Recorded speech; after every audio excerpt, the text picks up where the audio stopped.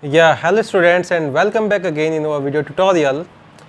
And today in this lecture we are going to discuss the final class of Tetrapoda, that is class Mammalia, and that would be the final part of phylum Chordata. So mammals are the most advanced vertebrates. They are named Mammalia as because they are having mammary gland. In this lecture first we will be discussing the general characteristic feature of class Mammalia, and later on in the next lecture we are going to discuss about the classification of class Mammalia. So let us start our lecture. The members of class Mammalia, if I start the title here, class Mammalia, these members got the title Mammalia due to the presence of mammary gland. So why they are known as Mammalia? They are known as Mammalia due to presence of milk producing gland, which we call mammary gland. I will be discussing mammary gland ahead. So for the time being, just to start our topic, mammals are those organisms which are having mammary gland in them. So जो mammalia है वो term आया from mammary, and mammary represents the mammary gland, and mammary gland are milk producing gland. ठीक है बच्चों.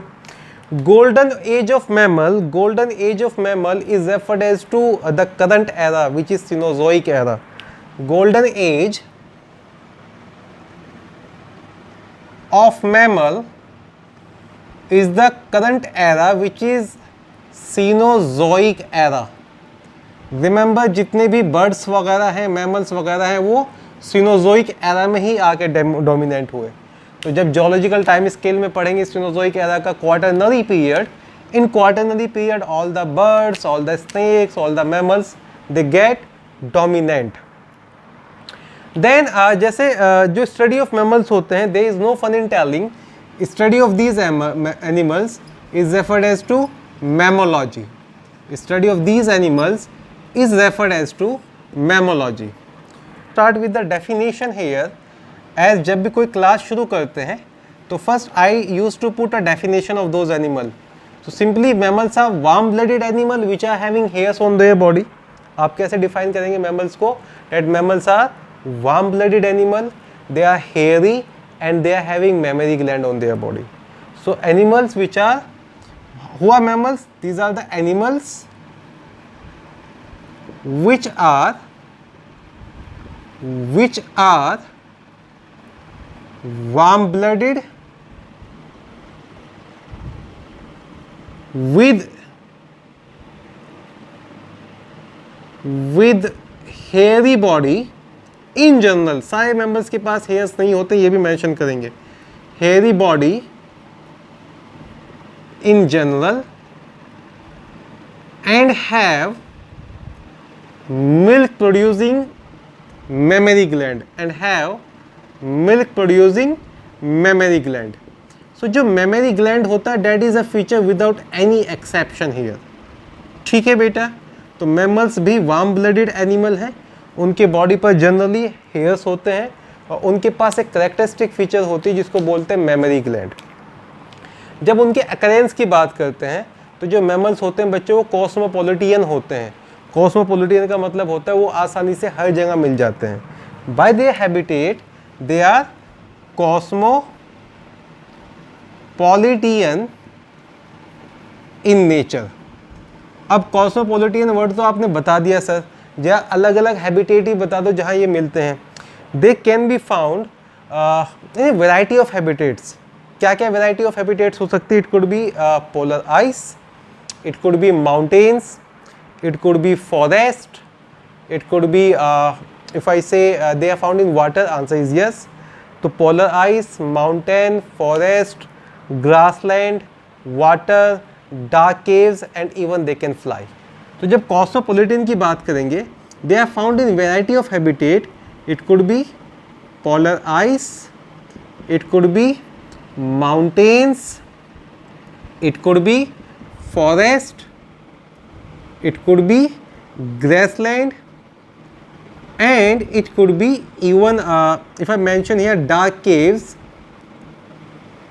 तो गलत नहीं होगा. Even there are certain mammals which used to fly. Bat वगैरह के बारे में पढ़ेंगे.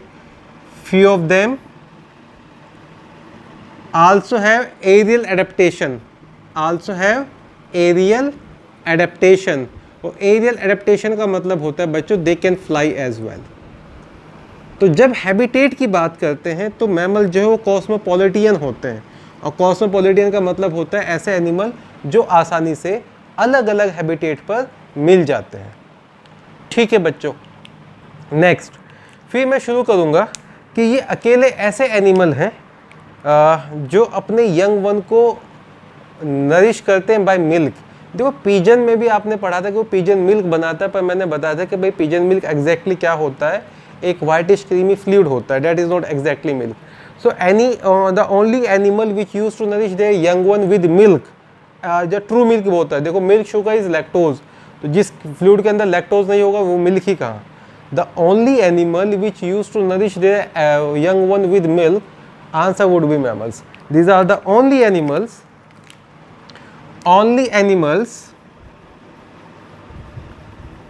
which nourishes their young one with milk। मैंने बता दिया पिजन मिल्क क्यों एलिमिनेट कर दिया यहाँ से हमने। ठीक है, तो मैमल्स वार्म ब्लडेड होते हैं, हेयरी बॉडी होती है जनरली, और मिल्क प्रोड्यूसिंग ग्लैंड होती है, कॉस्मोपॉलिटन इन नेचर होते हैं, and they are the only animals which nourishes their young one with milk. अच्छा, यहाँ पे मेंशन करने की जरूरत नहीं, वार्म ब्लडेड को होम्योथर्मिक या एंडोथर्मिक भी कहते हैं, ये मैंने बर्ड्स में लिख लिया था कि जो वार्म ब्लडेड एनिमल है क्योंकि वो कांस्टेंट बॉडी टेम्परेचर मेंटेन करते हैं इसलिए उनको होम्योथर्मिक या एंडोथर्मिक भी कहते हैं। Is that clear up to here? Normally कितने species of mammals well known है?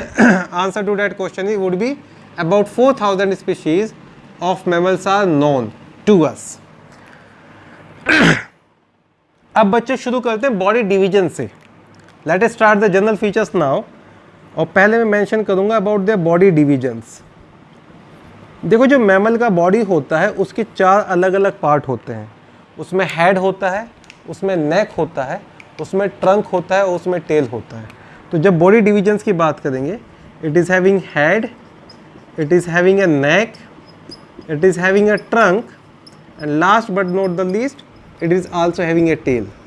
So there are 4 major body divisions which are found in body of mammals. अब body division के बाद सबसे पहले हम उनकी डिस्कस करेंगे स्किन के बारे में बच्चों। मैमल्स की जो स्किन होती है वो थिक होती है, वो वाटर प्रूफ होती है और वो ग्लैंडुलर होती है।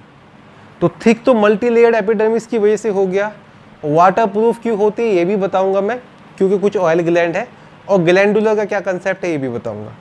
So let us start our first concept, and the concept would be starting from the skin of mammals।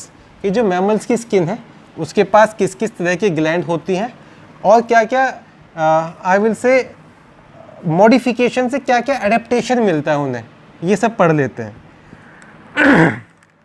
So skin of mammals, as I told you, that is thick, that is waterproof। I will be explaining all the points, and last but not the least that is glandular। तो शुरुआत करते हैं बच्चों about different type of glands present in the skin। तो जब glands की बात करेंगे, जो पहला gland मैं डिस्कस करूंगा that would be mammary gland, and there is no fun in telling जो mammary gland है वो यूनिक फीचर है और विदाउट एनी एक्सेप्शन है वो मिल्क प्रोडक्शन के लिए होता है। सेकेंड हम पढ़ेंगे स्वेट ग्लैंड के बारे में, और थर्ड हम पढ़ेंगे ऑयल ग्लैंड के बारे में। ठीक है बच्चों, जो मेमरी ग्लैंड होती है, it is worth mentioning here, these are modified sweat gland. Mammary gland modified sweat gland होती है। स्वेट ग्लैंड का दूसरा नाम होता है सुडोरीफेरस ग्लैंड, सुडोरीफेरस ग्लैंड। और जो आपके पास ऑयल ग्लैंड होती है उनका नाम होता है सेबेशियस ग्लैंड। बहुत सारे बच्चों को इनके नाम के अंदर ना कन्फ्यूज़न होता है, वो स्वेट ग्लैंड को सेबेशियस ग्लैंड समझते हैं, पर ऐसा नहीं है। Sebaceous gland is the name of oil gland and sudoriferous gland is the name of sweat gland. जो स्वेट ग्लैंड होती है उसके 2 फंक्शन होते हैं। पहले तो ये कूलिंग इफेक्ट करता है बॉडी पर, it provide a cooling effect. हम वार्म ब्लडेड होते हैं और जब भी बाहर का टेम्परेचर ज़्यादा हो जाता है तो आपका बॉडी स्वेट करना शुरू कर देता है ताकि बॉडी कूल डाउन हो जाए। तो cooling effect it help to maintain the thermostat as well as sweat gland also act as an excretory organ. Sweat gland also act as a excretory organ. तो स्वेट ग्लैंड के दो multiple function. फिर जब oil gland की बात करते हैं बच्चों, जो ऑयल ग्लैंड होता है वो एक रेजिस्टेंट मटेरियल ऑयली सिक्रेशन बनाता है जो हेयर्स वगैरह को और स्किन को वाटर प्रूफ बनाते हैं। तो मेनली जो ऑयल ग्लैंड होता है इसका काम होता है it make skin water proof.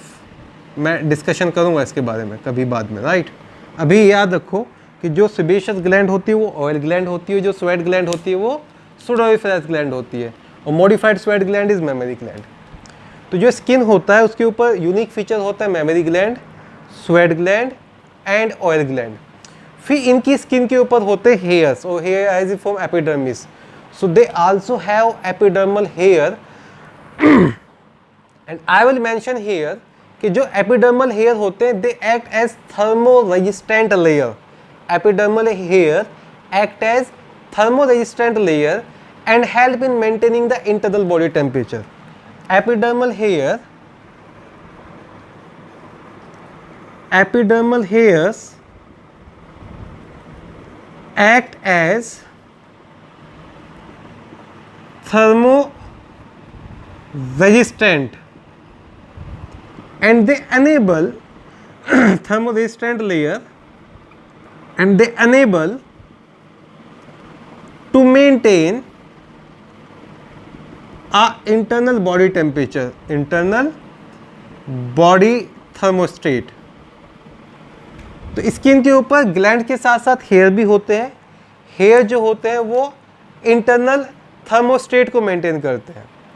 अब यहाँ पे ये भी मेंशन कर देता हूँ कि जो एक्वेटिक मैमल्स होते हैं उनके हेयर लॉस्ट हो जाते हैं, उनके पास हेयर नहीं होते, और जो होम्योथर्मिक कंडीशन है वो मेंटेन होती है सबक्यूटेनियस फैट से।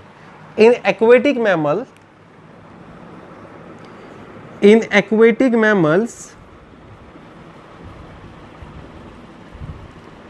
hairs are lost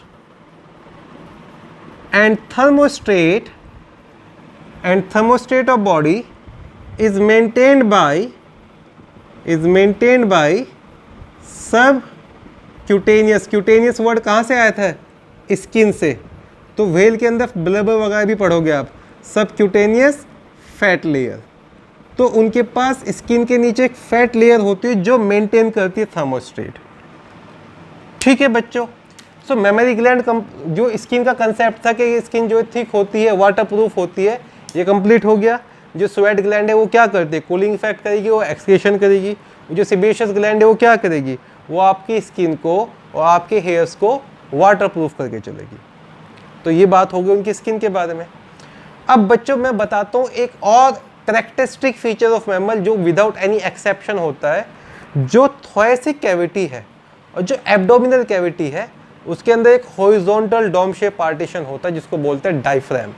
so next let us move ahead. अब स्किन से आगे चलते हैं, उनके डायफ्राम वगैरह को डिस्कस कर लेते हैं।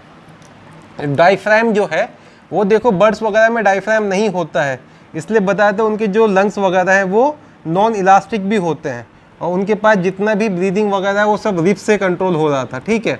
पर ह्यूमंस के अंदर डायफ्राम इज प्रेजेंट। ह्यूमंस क्या, मैं मैमल्स की बात करूँ। नेक्स्ट अगर फीचर पढ़ें मैमल्स का, horizontal muscular diaphragm is present between thoracic and abdominal cavity, between thoracic and abdominal cavity। ठीक है बच्चों। जो डायफ्राम होता है that is again without any exception, that is again without any exception। तो मेमरी ग्लैंड भी without any exception बता दिया और डायफ्राम भी विदाउट एनी एक्सेप्शन बता दिया। अब डायफ्राम का रोल क्या क्या होता है ये भी सुन लो। There is no fun in telling that diaphragm is involved in breathing और respiration। साथ में डायफ्राम डिफिकेशन में भी हेल्प करता है, डायफ्राम मिक्चुरेशन में भी हेल्प करता है और डायफ्राम पार्चुरेशन में भी हेल्प करता है। तो मैं ये कहूँगा जब डायफ्राम कॉन्ट्रैक्ट होता है तो वो थोड़ा सा फ्लैट हो जाता है, डोम शेप से थोड़ा फ्लैट हो के नीचे की तरफ जाएगा और जितना भी एब्डोमिनल विसरा है उसके ऊपर एक प्रेशर एक्सर्ट करता है ताकि एब्डोमिनल विसरा की जो भी चीज़ है वो सब नीचे की तरफ आ जाए। तो जितना भी डिफिकेशन है, defecation is the removal of undigested food, या मिक्चुरेशन है या फिर पार्चुरेशन है, उसमें लोअर बॉडी की मसल्स को कॉन्ट्रैक्ट करता है डायफ्राम। तो जो डायफ्राम होता है it is involve in, diaphragm is involve in respiration, there is no fun in telling this. और उसके साथ साथ आप याद रख लेना it is involve in defecation, it is involved in, yes please, I told you about micturition and it is also involved in parturition। तो बच्चों दो फीचर आपने पढ़ लिए, एक था मेमोरी ग्लैंड वाला, दूसरा था डायफ्राम वाला जो विदाउट एनी एक्सेप्शन होता है। अच्छा, एक और चीज़ अगर मैं आपसे बताऊं, there are certain derivatives of skin which are present in case of mammals. जैसे जो नेल्स वगैरह होते हैं, these are also the derivatives of skin. कुछ मैमल्स में क्लॉज आ जाते हैं, they are also the derivatives of skin. कुछ एनिमल में हुफ या हॉर्न, सींग वगैरह डेवलप हो जाते हैं, they are also derivatives of skin. So मैं यहाँ मेंशन कर देता हूँ derivatives of skin, derivatives of skin like nails, claws, hoofs or horn are also present in mammals, also present in mammals। ठीक है बच्चों, यहाँ तक। नेक्स्ट कैरेक्टरिस्टिक फीचर की बात करते हैं। अब हम पढ़ते हैं उनके लिम्स के बारे में। देखो मैमल्स टेट्रापोडा होता है तो ज़्यादातर मैमल्स के पास 2 पेयर ऑफ लिम्स होते हैं। Most of them are having 2 pair of limbs और प्रेजेंट होते हैं ट्रंक वाले पार्ट में। और जो मैमल्स के जो लिम्ब होते हैं वो पेंटाडेक्टाइल होते हैं। और वो काहे में हेल्प करेंगे? अगर मैं बात करूँ हाइंड लिम्स की तो they can help in swimming, then hind limbs can in walking, then hind limbs can help in running. तो फोल्डिंग वगैरह भी अलग अलग काम में बात करते हैं, मतलब अलग अलग काम में यूज़ होते रहते हैं।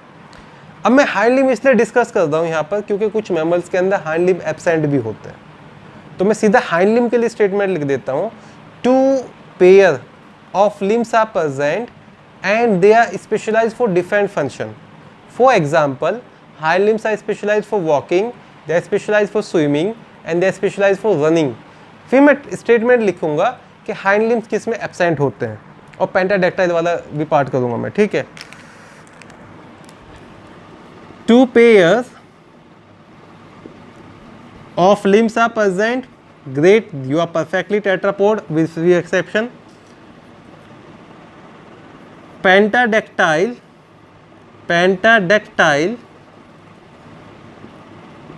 इन प्लेन, उनका जो प्लेन होता है वो पेंटाडेक्टाइल होता है। Hind limbs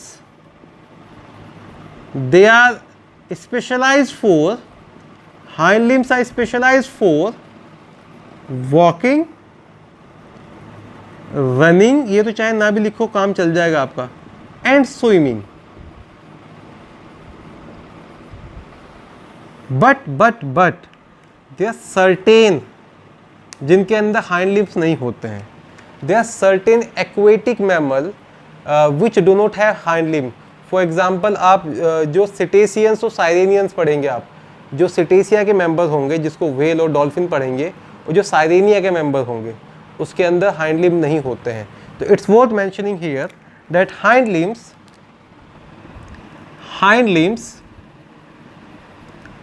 are absent in aquatic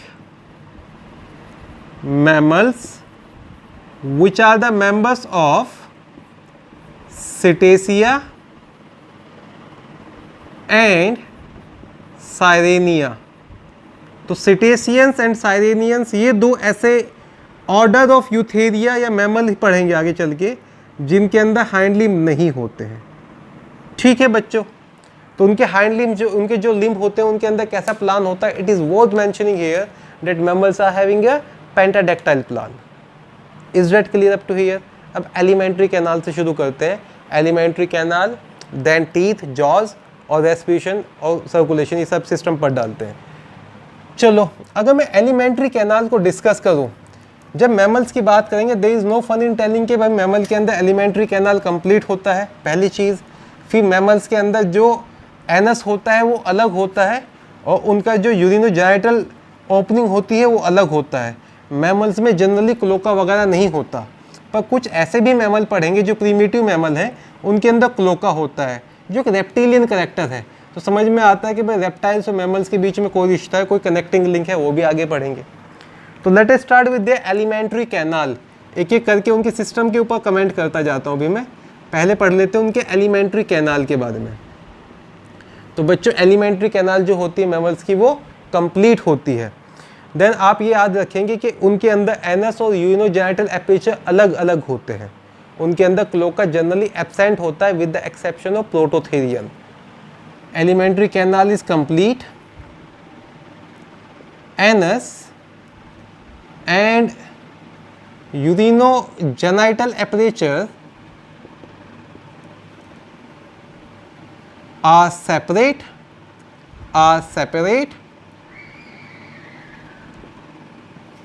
Cloaca is absent with exception of except prototherians. Prototherians में आएंगे बेटा एग लेइंग मैमल। तो जो एग लेइंग मैमल पढ़ेंगे, प्लेटिपस के बारे में आपने पढ़ा भी होगा थोड़ा बहुत लोअर क्लासेस में, वो अकेले ऐसे मैमल होंगे जिनके पास क्लोका होगा, वरना क्लोका वगैरह नहीं होता है। ये हो गया उनके एलिमेंट्री कैनाल के बारे में। अब पढ़ते हैं टीथ के बारे में। ज़्यादातर मैमल्स के, सारे मैमल्स के टीथ थैकोडोंट होते हैं, हेट्रोडोंट होते हैं और मोस्टली डिफियोडोंट होते हैं। जो टीथ की बात करेंगे, teeth in case of mammals is thecodont. Thecodont का मतलब क्या हुआ? They are embedded in the socket of jaw bone. Heterodont, heterodont का मतलब क्या हुआ? वो अलग अलग तरह के होते हैं, incisor, canine, premolar and molar. And mostly they are diphyodont. Diphyodont का मतलब होता है कि वो लाइफ में 2 बार आते हैं, डिफियोडोंट। अब यहाँ पर एक एक्सेप्शन आप पढ़ के चलना, most of the mammals are having diphyodont teeth except prototherians. जो प्रोटोथेरियंस या मोनोट्रीम्स होते हैं, सिर्फ वही ऐसे मैमल होते हैं जिनके पास मोनोफियोडोंट होते हैं, माने सबके, अदरवाइज सबके पास डिफियोडोंट होते हैं। तो मैं यही स्ट्रा बना के लिख देता हूँ, प्रोटोथेरियन, इनके अंदर ना बीक वगैरह पढ़ाऊंगा मैं आपको। तो इनके अर्ली स्टेज ऑफ लाइफ में टीथ मिलेंगे, लेटर स्टेज ऑफ लाइफ में टीथ होते ही नहीं है। Prototherian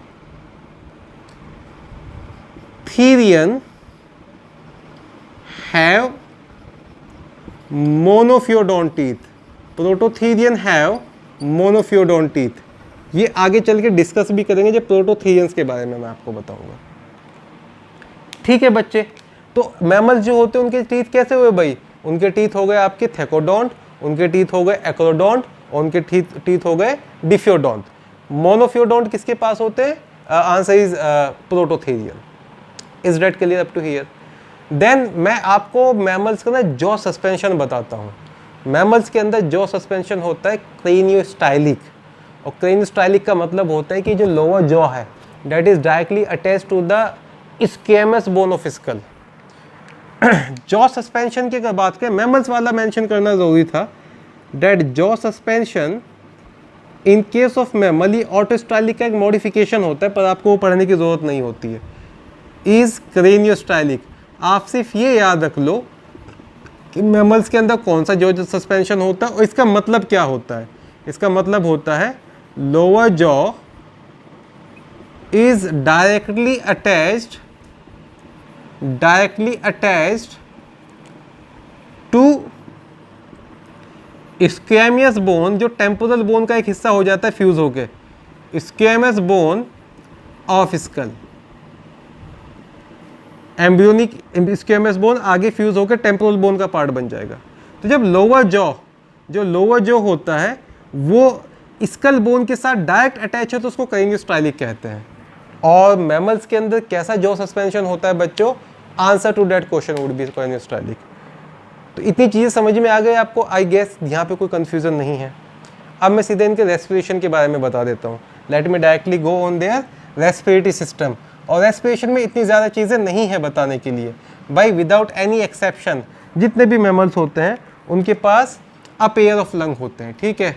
late us start with their respiration.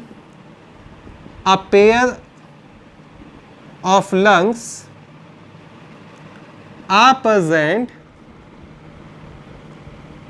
in pleural cavity.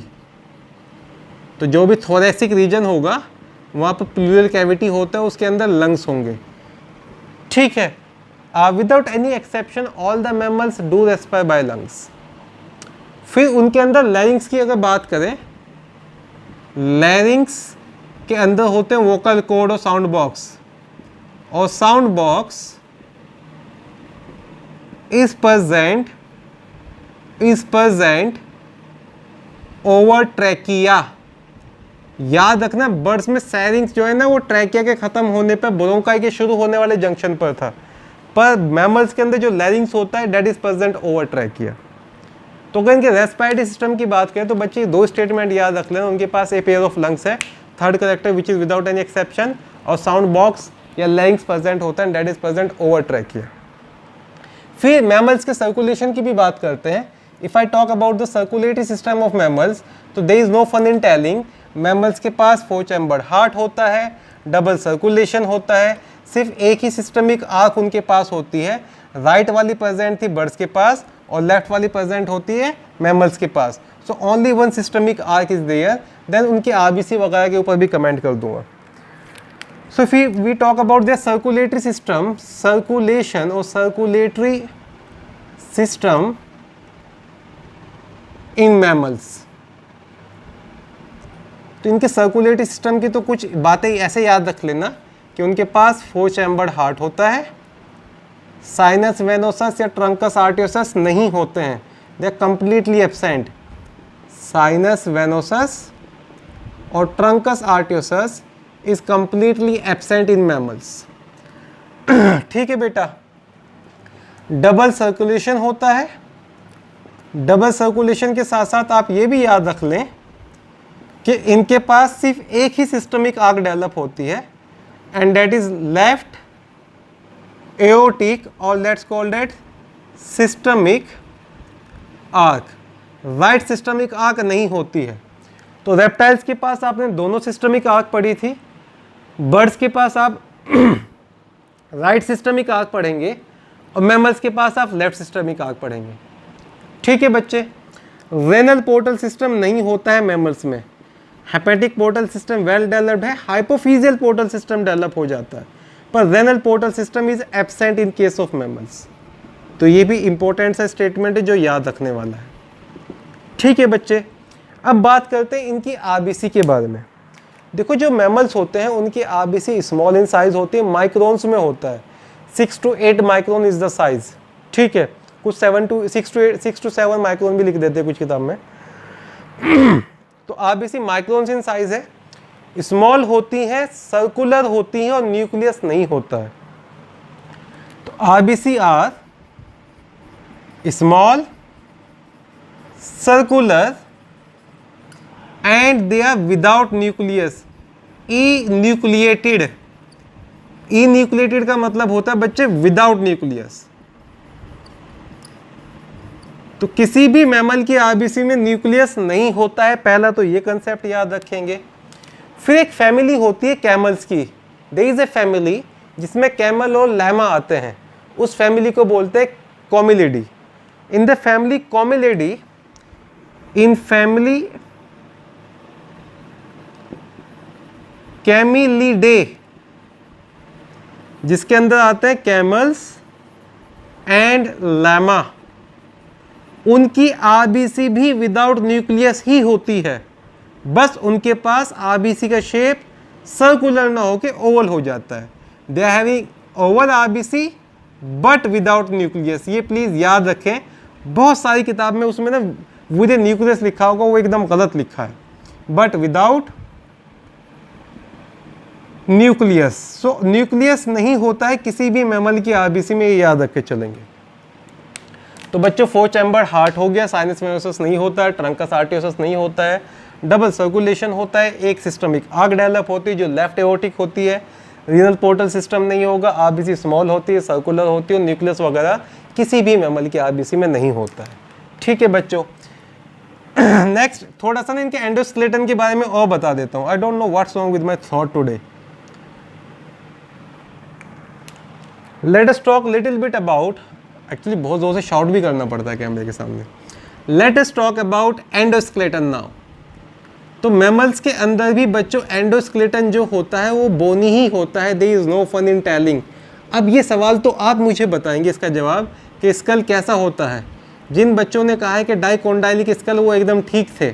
मैंने आपको कई बार ये बता दिया है कि भाई जितने भी मैमल्स हैं और जो भी एम्फीबियंस थे, दोनों का इसको डाइकोंडाइलिक होता है। बाकी रेप्टाइल्स, फिशेस और बर्ड्स का स्कल मोनोकोंडाइलिक होता है। तो इनका जो एंडोस्केलेटन है वो बोनी है, स्कल जो है वो डाइकोंडाइलिक है।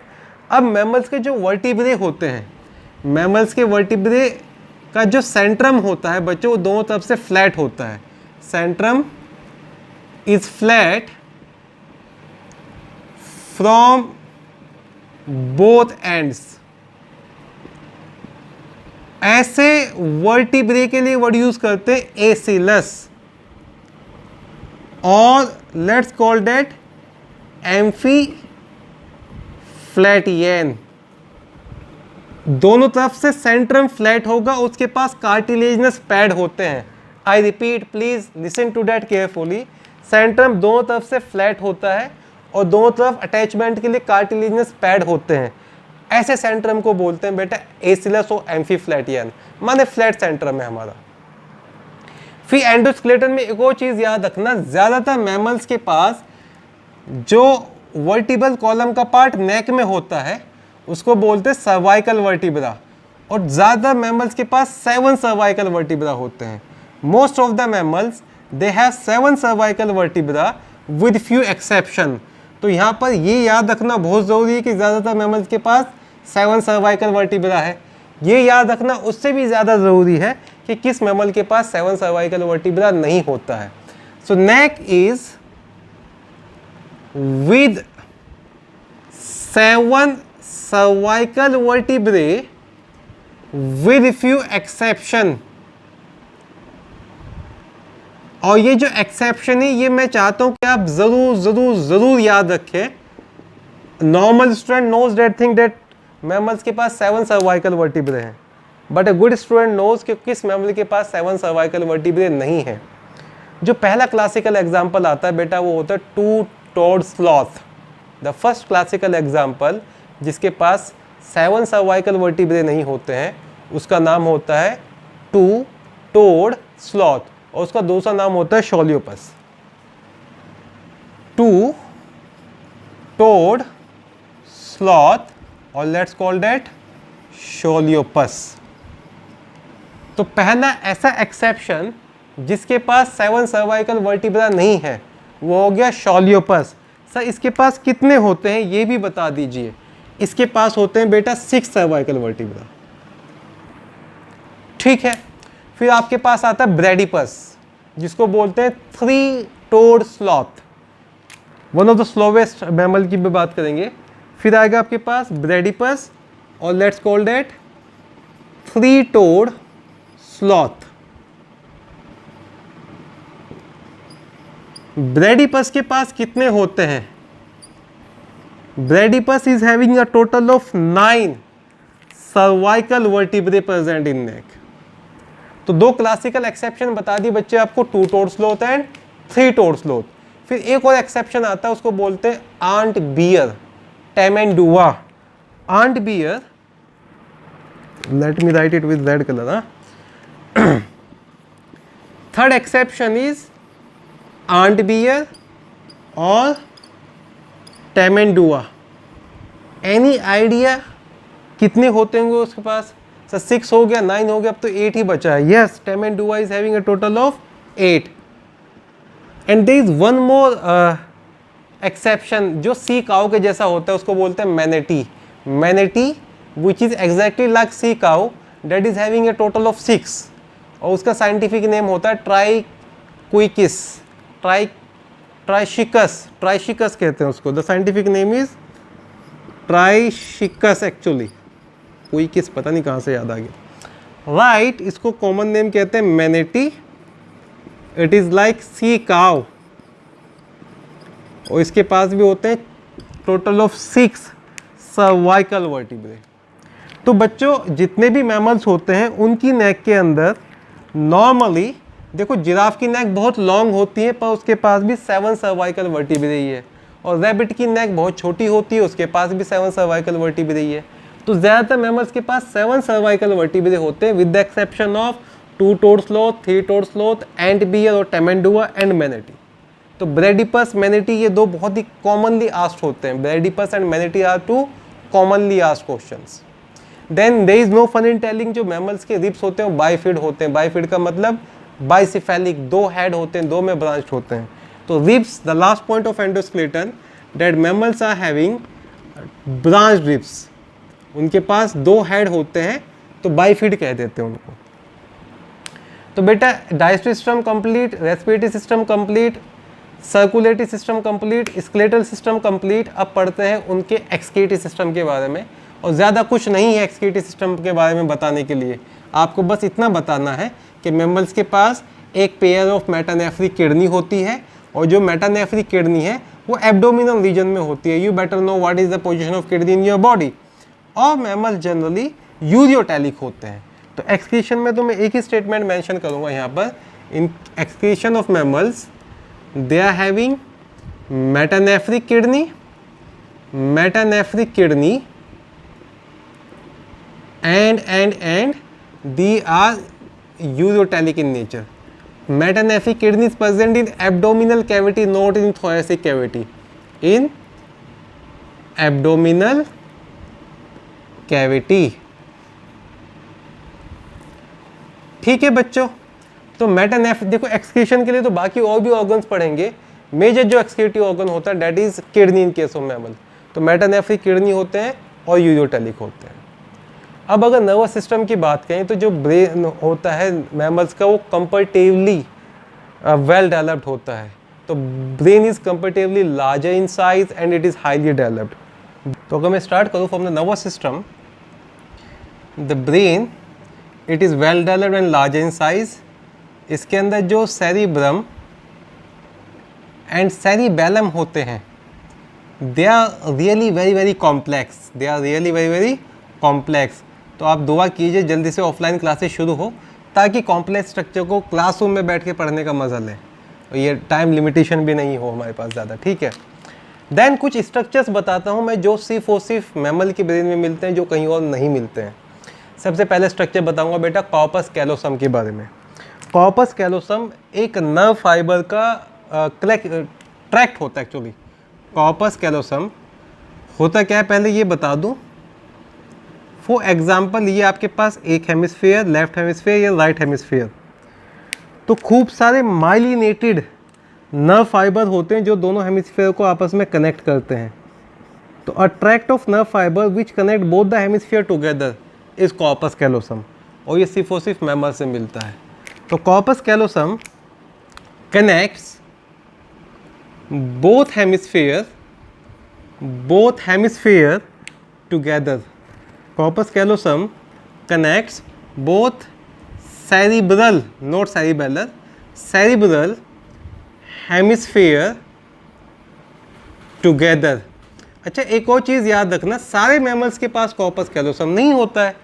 Corpus callosum is only and only present in यूथेरियंस.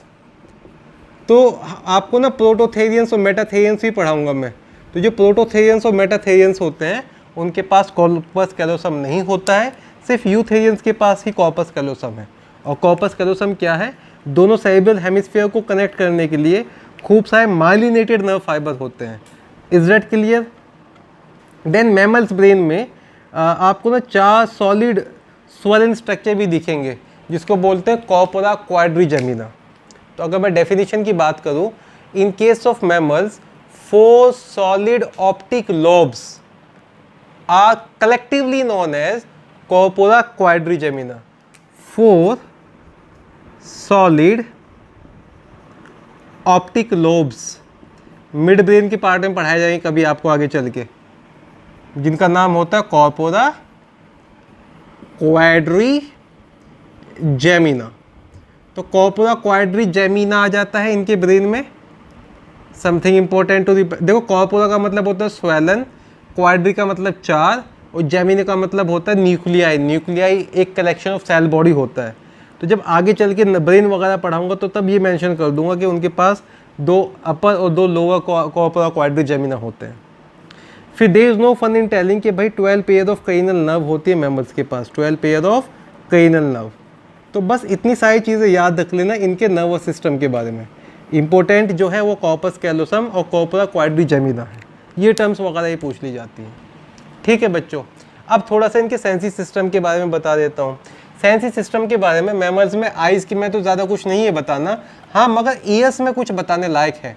तो मैं सीधा ना ईयर्स के बारे पे ही मेंशन करूँगा कि जो इनका ईयर होता है वो एक्सटर्नल ईयर, मिडिल ईयर और इंटरनल ईयर होता है। और एक्सटर्नल ईयर में पिन्ना होता है जो सारे मैमल्स के पास नहीं होता है। फिर मिडिल ईयर में बोन्स होगी और इंटरनल ईयर में क्या होगा, ये चीज़ें मैं बता देता हूँ। तो अगर ईयर की बात करें, ईयर को हम 3 अलग अलग पार्ट में डिवाइड कर देते हैं मैमल्स के, एक्सटर्नल, मिडिल और इंटरनल। तो बच्चों जो एक्सटर्नल ईयर होता है मैमल्स का, उसके पास ईयर पिन्ना होता है। अब ये मैं मेंशन करना चाहता हूँ कि ईयर पिन्ना किन के पास नहीं होता है। Ear pinna is absent in prototherians, जो भी एग लेइंग मैमल होंगे उनके पास एक्सटर्नल ईयर पिन्ना नहीं होगा। देन एक्सटर्नल ईयर में आप पढ़ेंगे ऑडिटरी मीटस, ऑडिटरी मीटस या ऑडिटरी कैनाल, वो तो ऑलमोस्ट सभी के पास होती है, पर ये पिन्ना वाला कंसेप्ट याद रख लेना। फिर there is no fun in telling, 3 middle ear bone होती है, जिनकी शेप के नाम से भी उनको शेप के हिसाब से नाम रख देते हैं। जो पहली बोन पढ़ोगे वो पढ़ोगे मेलस, जो हैमर शेप होती है। फिर पढ़ोगे इनकस, जो एनविल शेप होती है। और फिर पढ़ोगे स्टेप्स, जो स्टीयर अप शेप होती है। हैमर इज फॉर हथौड़ा, एनविल शेप वो होती है जो गार्डनर यूज़ करते हैं, और स्टेप्स वो होता है जो कॉबलर यूज़ करता है। खैर आप ये याद रख लेंगे, यही काफ़ी है। फिर इंटरनल ईयर में जो कॉकलिया होता है वो एक स्पायरली कॉइल्ड स्ट्रक्चर है, स्पायरली कॉइल्ड, और उसके अंदर ऑर्गन ऑफ हियरिंग भी होता है, जिसके अंदर होता है ऑर्गन ऑफ हियरिंग, जिसको बोलते हैं ऑर्गन ऑफ कॉर्टाई। तो अगर ऑर्गन ऑफ हियरिंग की बारे में, वैसे तो एनिमल किंगडम में ऐसे क्वेश्चन नहीं पूछेगा आपसे यहाँ से, पर मैं सिर्फ मेंशन कर रहा हूँ कॉकलिया स्पायरली कॉइल्ड है, उसके अंदर ऑर्गन ऑफ हियरिंग होता है। और साथ में बैलेंसिंग के लिए क्या होता है, 3 पेयर, 2 कान की अगर मैं बात करूँ, 3 pair of semi circular canal, 3 + 3 तो 3 पेयर्स हो जाएंगे, 3 pairs of semi circular canal. तो बच्चे ये हो गया उनके ईयर्स के बारे में जो याद रख लेना है आपको मैमल्स का। ठीक है, तो ऑलमोस्ट सारे सिस्टम कंप्लीट हो गए हैं। अब मैं आपको बता दूं about their reproductive system. Reproductive system में कुछ चीज़ें बता देता हूं जो इम्पोर्टेंट सी हैं, बाकी तो नॉर्मल सही है कि भाई सेक्सेस सेपरेट होते हैं मैमल्स में, उनके पास मेल्स के अंदर, हाँ टेस्टिस वाला कंसेप्ट बता देता हूँ। Yes, coming on the reproductive system, unisexual होते हैं, सेक्सेस सेपरेट होते हैं, there is no fun in telling this thing.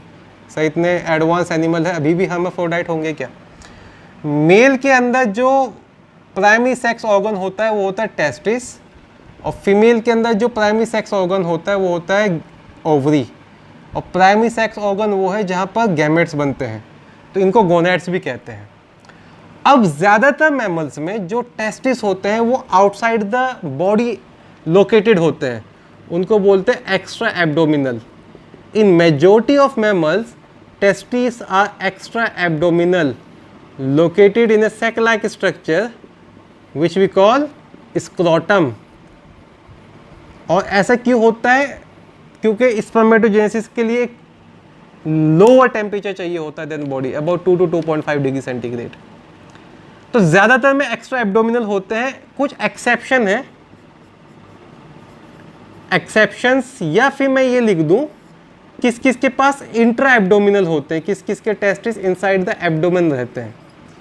Intra abdominal testis is present in case of elephant, in case of whale, in case of seal, and last but not the least, egg laying mammal prototherians also have intra-abdominal testis. Ovaries वगैरह का ऐसा कोई concept नहीं है। तो पहले तो याद रख लेना कि भाई टेस्टिस जो होते हैं वो ज़्यादातर मैमल्स में एक्स्ट्रा एब्डोमिनल होते हैं, तो कुछ ऐसे मैमल्स हैं जिनके अंदर इंट्रा एब्डोमिनल टेस्टिस होते हैं। ठीक है बेटा। फर्टिलाइजेशन इंटरनल होता है और फर्टिलाइजेशन का साइट होता है fallopian tube of female. Fertilization is inside fallopian tube, तो लेट्स कॉल दैट इंटरनल।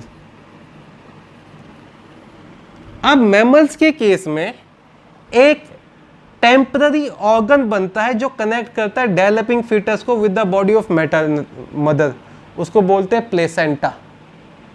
भाई डेवलपमेंट ऑफ यंग वन और डेवलपमेंट ऑफ जो जाइगोट है, फीटस है, वो कहाँ होता है? यूट्रस में होगा। Development would be taking place in uterus. कितनी एक्स्ट्रा एम्ब्रियोनिक मेम्ब्रेन होंगी?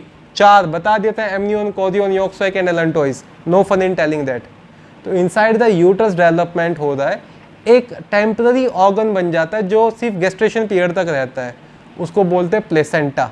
और प्लेसेंटा ऑलमोस्ट सारे मैमल में बनता है with the exception of egg laying mammal. अब placenta helps to nourish young one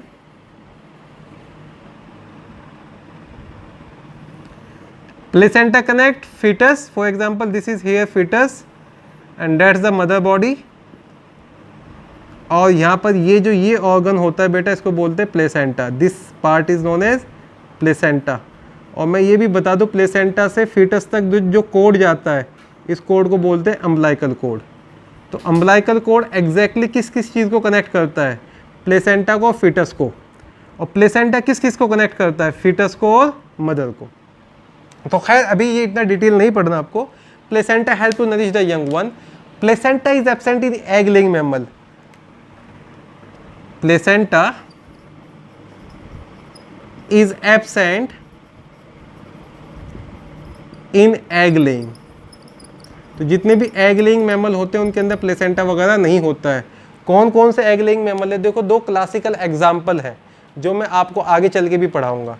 पहला एग्जाम्पल याद रखना है, ornithorhynchus. First example is ornithorhynchus. और जो ऑर्निथोरिंकस है वो एक आपका एग लेइंग मैमल है। ठीक है, ornithorhynchus is egg laying mammal. और दूसरा एग्जाम्पल याद रखना है इकाइडियने। तो ये 2 क्लासिकल एग्जाम्पल है एग लेइंग मैमल के जो आपको याद रखने हैं। एक Tachyglossus is the other name of echidnae. Tachyglossus और इकाइडियने, ऑर्निथोरिंकस, इनके कॉमन नेम भी बता दो क्या आपको? देखो जो ऑर्निथोरिंकस है उसको बोलते हैं platypus, duck billed platypus, duck billed platypus. और आपके पास जो दूसरा है इकाइडियने और टैकीग्लोसस, इसका नाम होता है बच्चों स्पाइनी आंट ईटर। जो टैकीग्लोसस होता है उसका नाम होता है spiny anteater, spiny anteater. अच्छा यहाँ पे ना मैं थोड़ा सा आपको बता देता हूँ about eggs of mammals as well. ज़्यादातर मैमल्स के अंदर क्या तो एग के अंदर यॉक नहीं होता है, या होता है तो बहुत ही थोड़ा सा होता है। जो एग लेइंग मैमल है उन्हीं के अंदर ज़्यादा यॉक होता है। तो जो इनके एग होते हैं, अगर एग में यॉक नहीं होगा तो उसको बोलेंगे एलेसिथल, या बहुत ही थोड़ा सा होगा तो बोलेंगे माइक्रोलेसिथल। ये याद नहीं रखना है किसके पास एलेसिथल है, किसके पास माइक्रोलेसिथल है। ह्यूमन का एलेसिथल होता है, याद रखना, ह्यूमन का एलेसिथल होता है। यूनिफॉर्मली डिस्ट्रीब्यूटेड होता है यॉक, तो उसको होमोलेसिथल भी कहते हैं। It is also known as homolecithal. Exception याद रख लेना, except egg laying mammal, prototherian, और प्रोटोथीरियन के पास होते हैं megalecithal egg. Prototherian have megalecithal egg. ठीक है बच्चों, तो ये हो गए general characteristic feature of mammals. यहाँ पर हमने कंप्लीट कर लिया general characteristic feature of mammals, और इस लेक्चर में हम यहीं रुक जाते हैं। मैं एक और वीडियो अपलोड करूँगा शाम को आज, और उसमें क्लासिफिकेशन ऑफ मैमल होगा। तो लेट्स सी उस वीडियो में कंप्लीट हो पाता है या नहीं हो पाता है। फॉर द टाइम बिंग आप ये कंप्लीट करें general features mammals. Thank you, class is dismissed.